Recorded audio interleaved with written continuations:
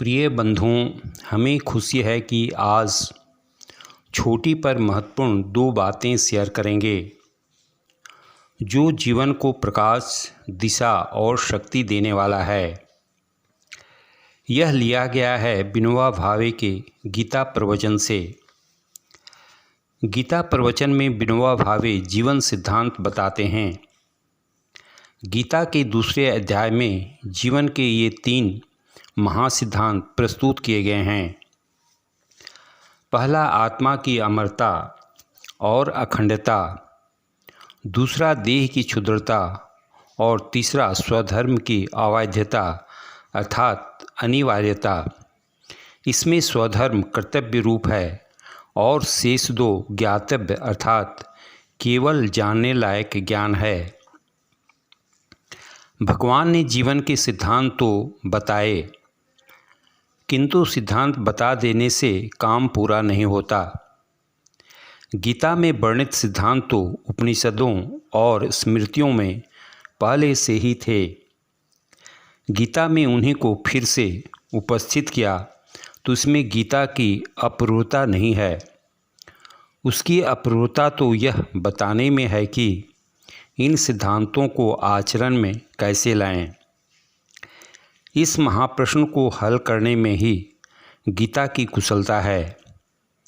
जीवन के सिद्धांत को व्यवहार में लाने की जो कला या युक्ति है उसी को गीता में सांख्य योग कहते हैं।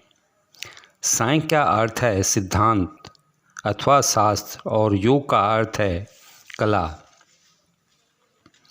दूसरे अध्याय से गीता की शिक्षा का आरंभ होता है और शुरू में ही भगवान जीवन के महासिद्धांत बता रहे हैं।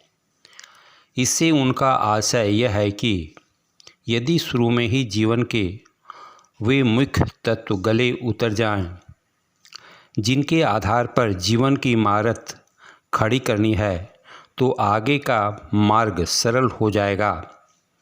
अर्थात जीवन के मूलभूत सिद्धांतों को जानें।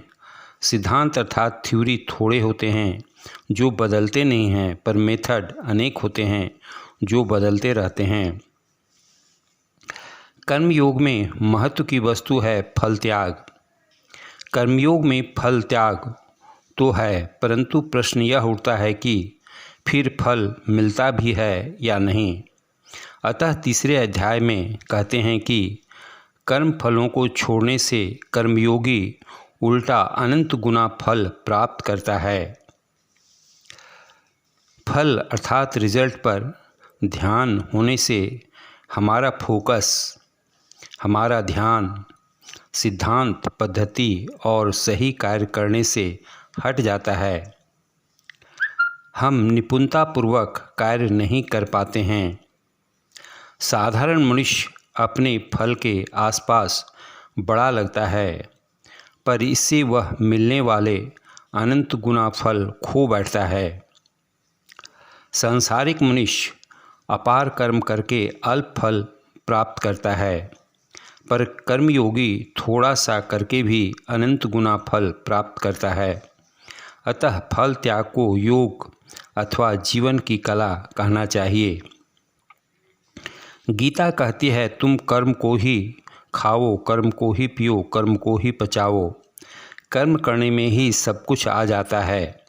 बच्चा खेलने के आनंद के लिए खेलता है, इससे उसे व्यायाम का फल सहज ही मिल जाता है, परंतु उस फल की ओर उसका ध्यान नहीं रहता। उसका सारा आनंद उस खेल में ही रहता है। रजोगुनी कहता है, लूँगा तो फल के सहित ही लूँगा, और तमोगुनी कहता है, छोड़ूंगा तो कर्म समेत ही छोड़ूंगा। ये दोनों एक दूसरे के भाई हैं। अतः तुम इन दोनों से ऊपर उठकर शुद्ध सत्वगुणी बनो। अर्थात कर्म तो करो पर फल को छोड़ दो, और फल को छोड़कर कर्म करो। पहले और पीछे कहीं भी फल की आशा मत करो। ऐसा कहते हुए गीता यह भी कहती है कि कर्म उत्कृष्ट अर्थात सिग्निफिकेंट और फोकस्ड होना चाहिए। कर्म वह दर्पण है जो हमारा स्वरूप हमें दिखा देता है, अतः हमें कर्म का प्रेमी, निपुण और आभारी होना चाहिए। धन्यवाद।